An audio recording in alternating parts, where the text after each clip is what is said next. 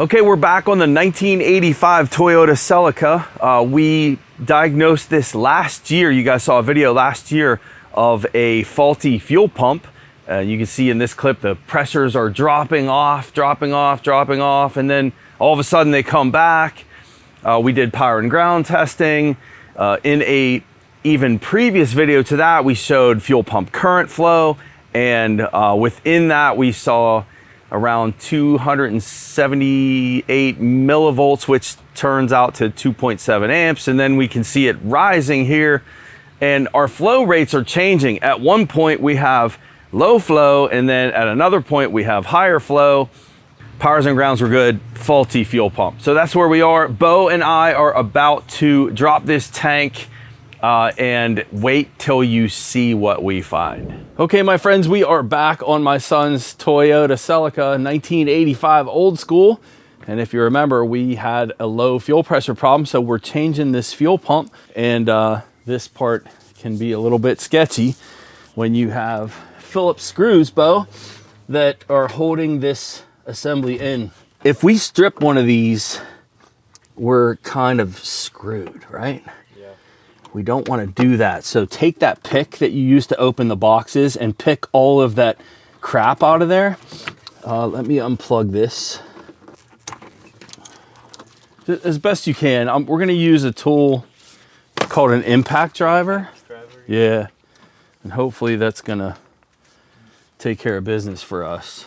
So when you use this, what you want to do, set it in there kind of, you know, like a regular screwdriver, and then push down and turn counterclockwise. Okay. And now it's ready to go. And now what I'm going to do is hold that. Not really a great swinging area here, but I'm pushing down on it too. Nice. That's one. Okay. You're up.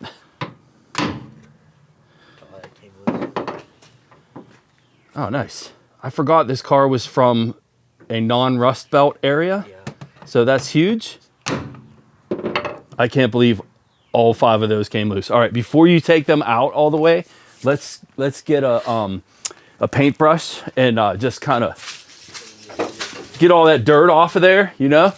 So we got a part from Rock Auto, which I'm not a huge fan of using parts from online sources, but when you have a car this old, I don't have much of a choice. So there's our part number. Yeah, not a sponsor. Does this have the float in it too? Looks like it may. Yeah, this is just the float. Ooh. Yuck. Do we have to drop it? That tank looks horrible.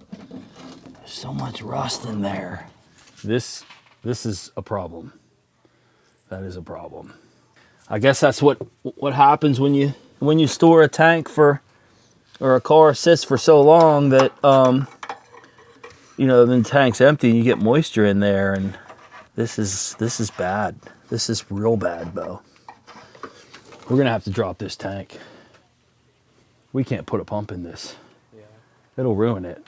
Look how rusty this sending unit is. Yeah, and I don't know what I was thinking.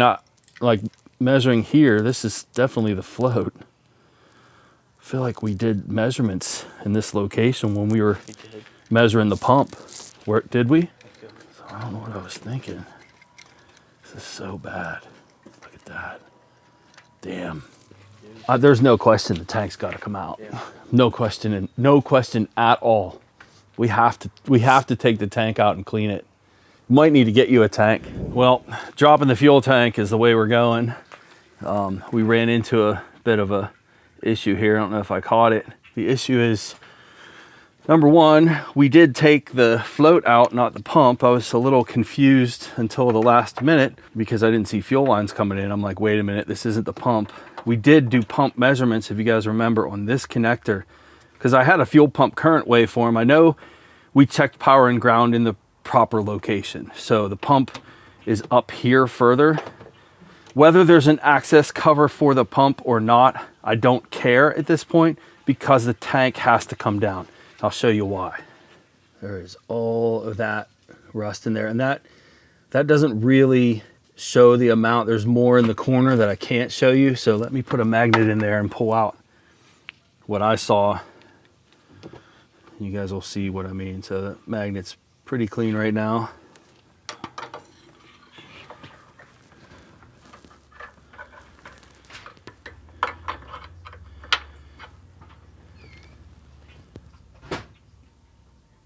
So what we were seeing possibly with our low pressure readings was all of that rust getting sucked around that sock strainer in the tank. And there's no real test you can do for that. You know, low pressure, check your power, check your ground, drop the tank, change the pump. We're gonna change the pump anyway, but we have to get all of this rust out of here. And possibly we might have to change this fuel tank. So that's what Bo and I are doing now. We're gonna drop this tank. I remember now, there is a drain on this tank. Yeah. I don't care, we have to drop this, Bo, we have to. This is gonna be an easy one. Just from a standpoint of this was a Southern car. So these tank straps should come loose, but we wanna hit them with penetrating oil. Okay. We should drain this tank though.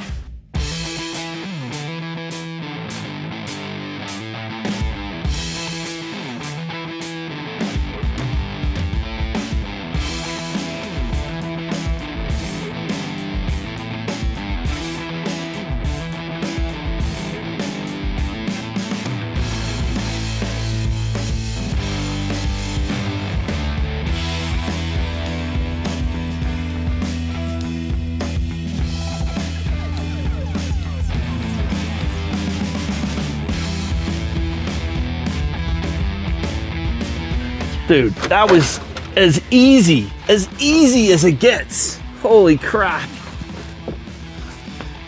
That's awesome. Okay, got it? Okay. The good thing about this, we had to drop your tank anyway. Yeah. Because your pump's right here. This is the wiring I was testing. You see where it goes to here. So Why do they have access to that and not that? it's stupid. I mean, Or at least give like a general access. if you look at the car, it looks like it has a spot like showing you where you could maybe cut it out, but like not doing that. But this would be where your pump would be. There is no access cover. We had to drop the tank anyway. Normally what I would suggest is we clean all of this off first, but there's so much in the tank that it makes no difference whatsoever. Yeah, I'd hate to change this tank. Like externally, it's fine. So I have heard, and we can have everyone else chime in here too. This is one of the reasons long-term storage, you don't want to have an empty tank. I'm sorry, you can either maybe empty it all the way or fill it. But anything in between is not good for long-term storage. Because if you fill it, you're leaving no room for condensation, which is where all the rust came from.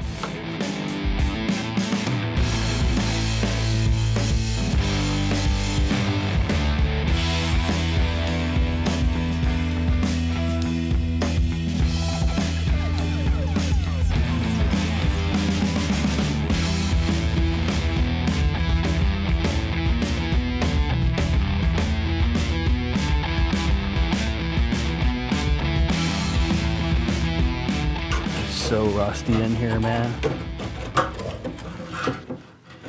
Just trying to eyeball which way this goes.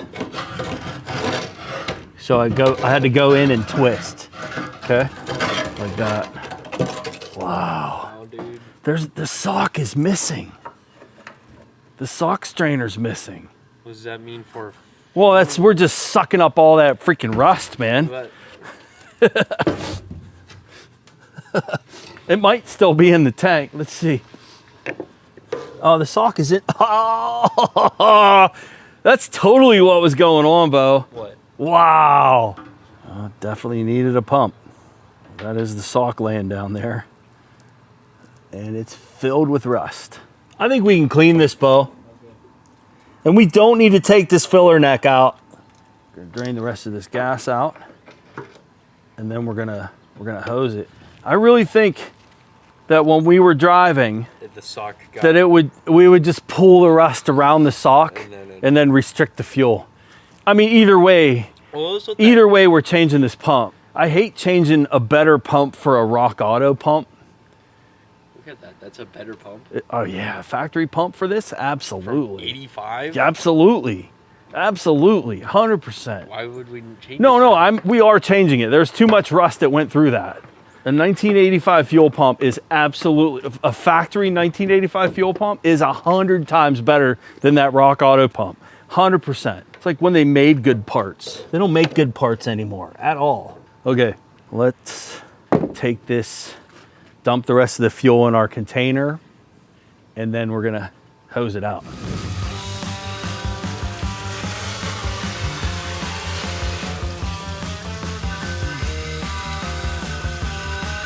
I want you to use the light, look inside. I want you to get like every corner, Bo. Can you see where you sprayed? Let me take a look. Oh yeah, sweet. We do not need to replace this tank. That is all surface. But you can see where you sprayed and where you didn't. Yeah. You have to get like, you see the area here where you sprayed it and over here where you didn't? You gotta get like everywhere. And you want it to be strong too, yeah, like that. Yeah.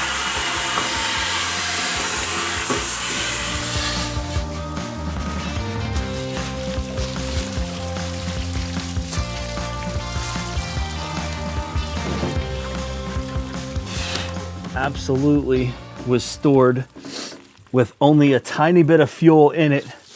All that condensation. Well, if we end up having fuel pump issues in the future, we'll know why. Because it's not ideal, Yeah. but I'd run it if it's mine. Okay. It's not hard to drop this tank. Yeah. You know, probably what will happen is the rest of this surface rust over time as the gas sloshes around is going to end up By in that area again. in that area again, and then you may have a premature fuel pump failure again, and then when we change it the second time, Then it'll be it'll fine. probably be okay. You know.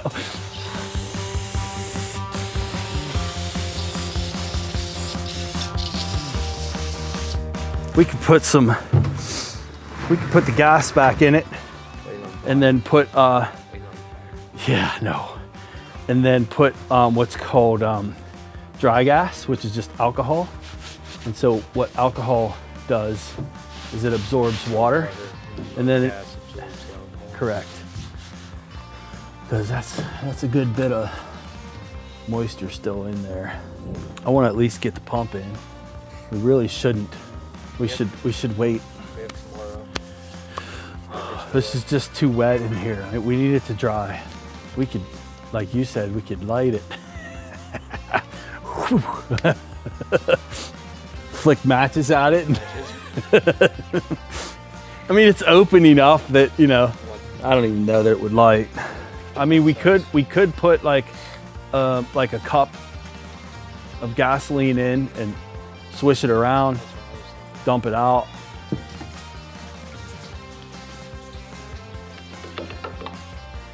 Yeah, let's just take that and swish it around.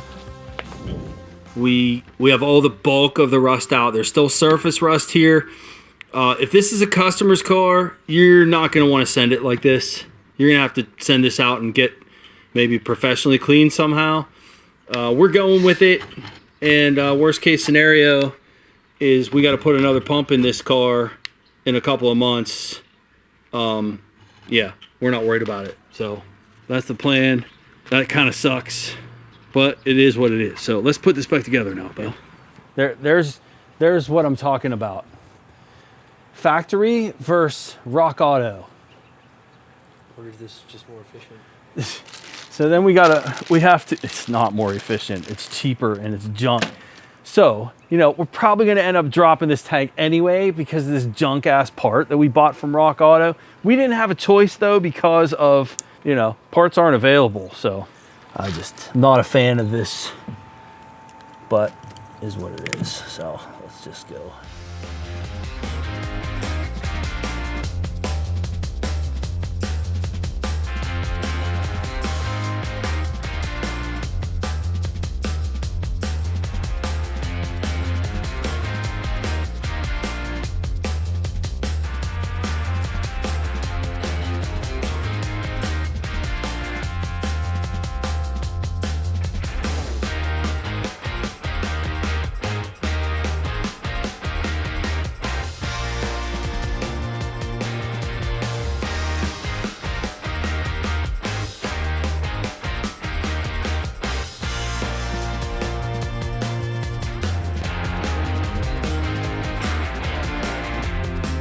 All right, so all we're gonna do here, if we can, is start it. I think this battery's shot. It was dead over the winter.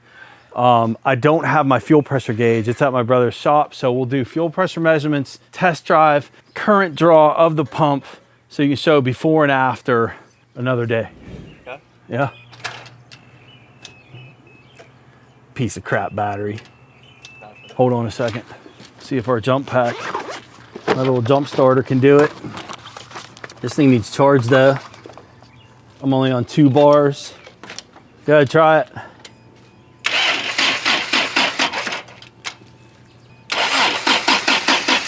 All right, hold on. Just have your key on. I'm gonna run your pump by, if you remember, I can run the pump by your air door because your system's all full of air right now. Key's on, right? Let's see if we can hear it. Yeah. I hear it.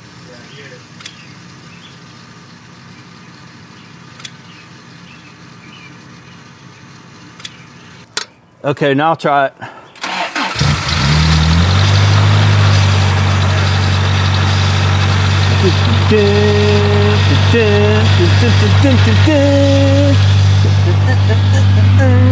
Bo is smiling.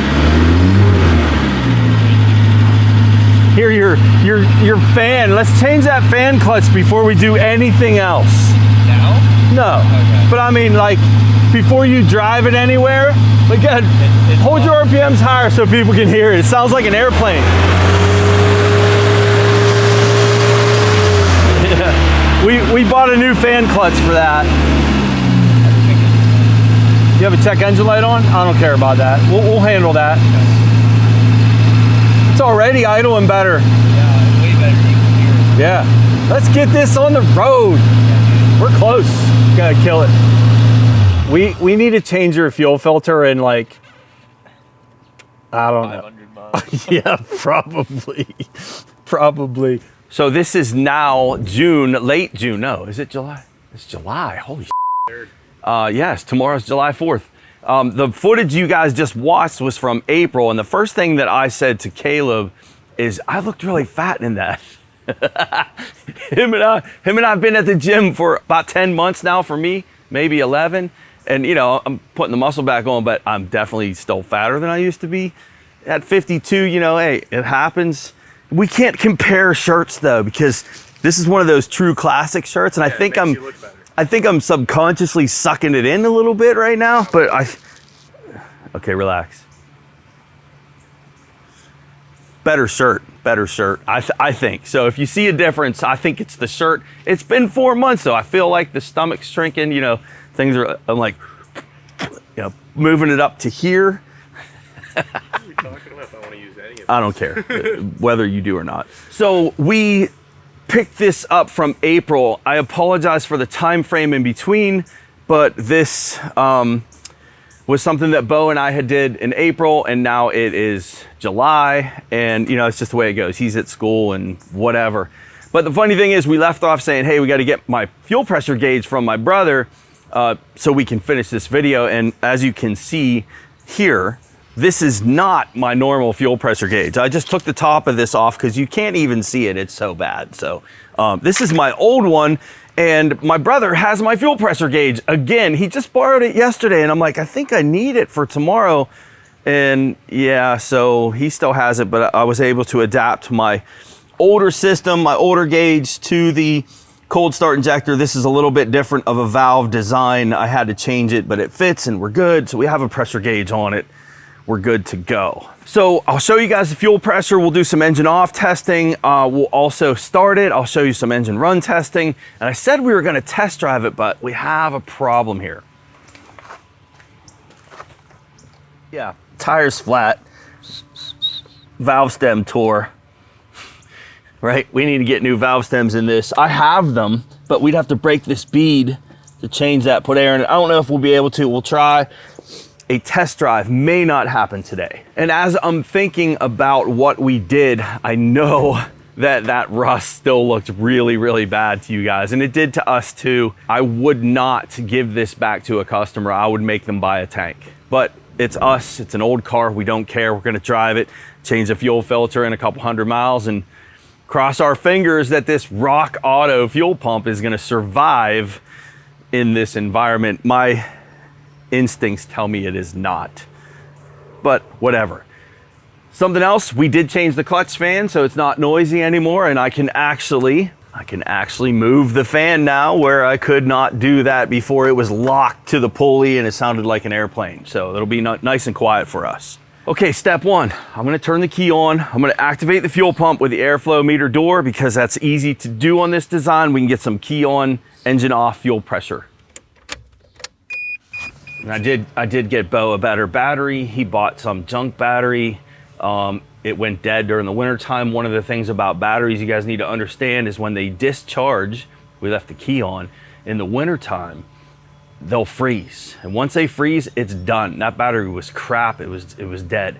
The other thing we did wrong, not paying attention. I only had water in this system. And we had a couple days here where it was like minus 15 degrees over the winter, and we almost cracked this block. Fortunately, one of the coolant passages, I'm not gonna show it to you, it's below the water pump. It has a gasket. That gasket blew out and it provided a place for expansion, so we didn't crack the block, thankfully. That was really, really dumb.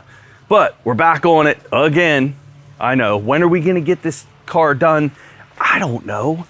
Bo's at school, we have cars. He doesn't need it. Someday we'll get it done. Just like someday that will be done. Should we tell them what's going on real quick? No. Are you sure? Yes. I feel like you can say something, but I'm just gonna cut it out. So since my editor is refusing to humor me with a mention of what I'm doing to my Dodge Power Wagon, I have a playlist for you guys. Check out the playlist on the Power Wagon. You can see what we're doing. He'll probably cut this too, and you won't even see this comment. So we're clear. I'm adapted to the cold start injector, which goes right to the fuel rail. On this design, we use a fuel pump cutoff switch as part of the airflow meter door. And this is key on stuff here, guys. Just gonna move the door. See the pressure jump up immediately as soon as I move that door. We're showing about 43 PSI.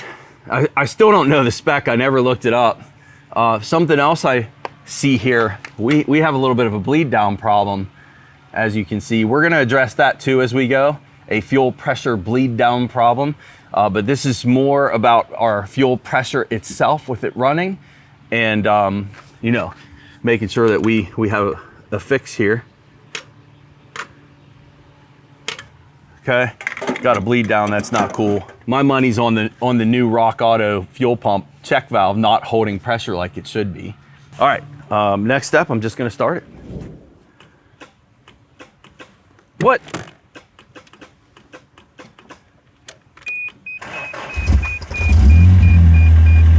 That wasn't cool.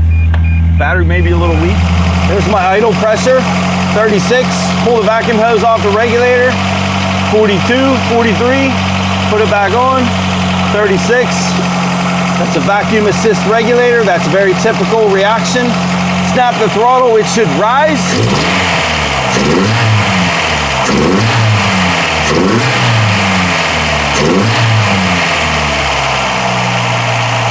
Night and day different on pressures. It's still in its cold fast idle mode. We'll let that run for a bit. Something making a noise that I don't like.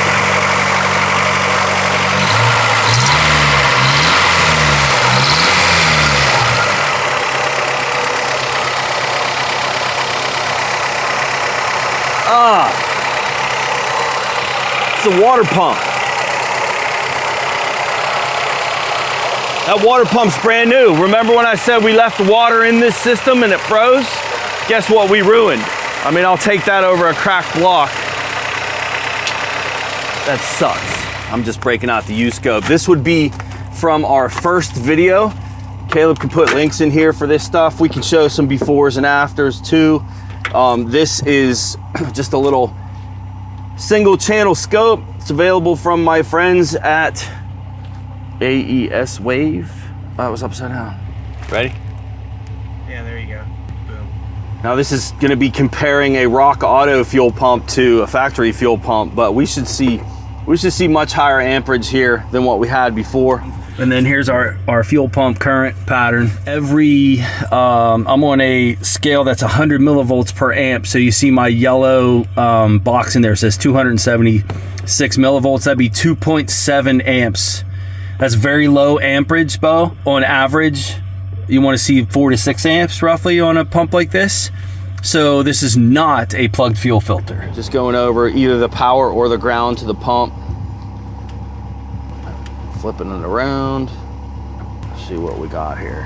So I was at a 0.1 scale and it's over, it buries that scale, so I can't use that. There's 0.2. I was on a 2 millisecond time base and we were reading 276 millivolts on the yellow line. Sorry, I'll try to stop moving that. So we were reading way down here before, right? Like to compare, that's where our pump pattern was before. And then here's where we are now.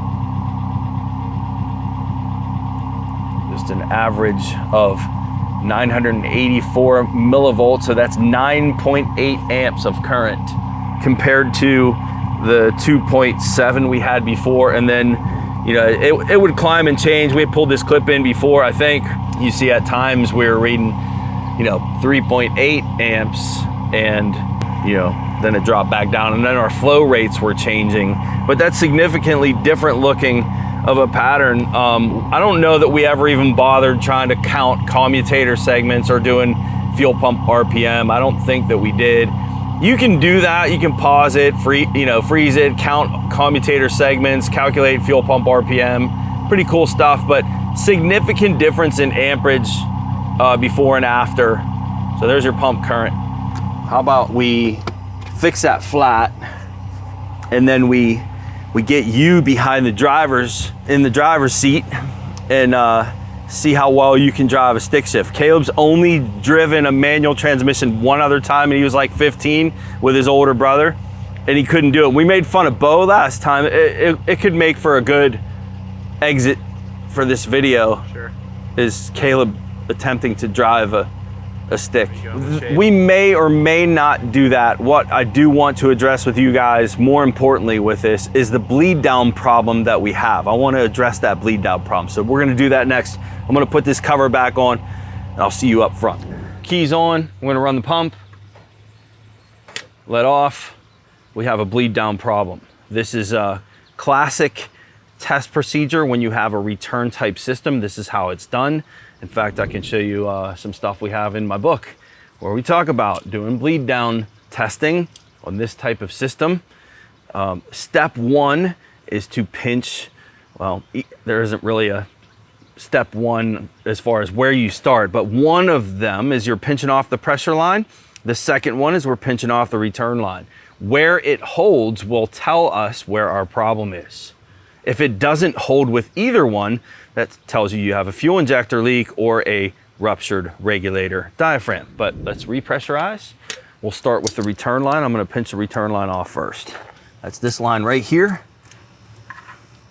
See, it's dropping. Let me repressurize one more time. Let's get our focus is on the gauge, Caleb, first. Pinching the return line off right now. Return line is pinched.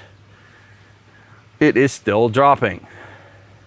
So if our return line, pinching the return line fixes our bleed down problem, that tells you the regulator seat area where it seals off and closes to go back to the tank, that tells you that that area is leaking, and you have a leaking fuel pressure regulator. Not one that's leaking fuel into the vacuum line, because that's another area you have to check for, but a leak that is bleeding back to the tank. It's something that will cause zero drivability problems, no problem whatsoever. The regulator still works. It just doesn't seal all the way. And what you'll have is long crank times. When you have a problem like this, you're gonna potentially have long crank times, especially when it's hot, because pressure in the system, when it shuts off, keeps the fuel from boiling. So as pressure drops, the fuel starts to boil, and then you vapor lock the system. So that can be left alone, is my point, when you have a regulator seat leak, as long as you're not worried about your long crank time. It will not affect drivability, it won't affect fuel mileage, it won't affect the pressures of the system. Not really a huge deal. Same way with the pump check valve, which we're about to prove is our problem. I said it was the fuel pump. Watch, I'm gonna pressurize it. Now I'm gonna pinch the pressure line off. Get my hand down here, repressurize. Pinching pressure line off.